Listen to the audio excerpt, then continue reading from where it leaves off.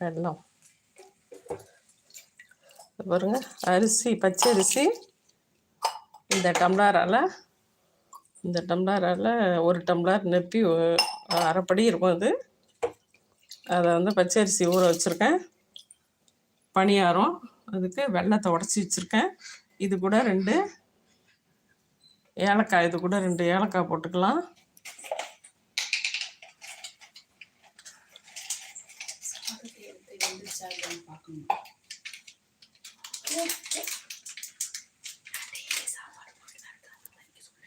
நான் டெய்லி சாப்பாடு வீட்டுக்கு என்ன சமையலோ அதை தான் லைவ் போடுவேன். மற்றபடி நேராக உட்கார மாட்டேன். இதை பாருங்க, 2 ஏலக்காய், அதோட வாழைப்பழம் போட்டுக்க போகிறேங்க. வாழைப்பழம் போட்டு கொஞ்சோண்டு சோடாப்பு எல்லாம் மிக்சியில் அரைச்சி பாத்திரத்தில் ஊற்றிட்டு எண்ணெயில் பணியாரம் ஊற்ற போகிறோம். பசங்களுக்கு இன்றைக்கி ஸ்நாக்ஸு.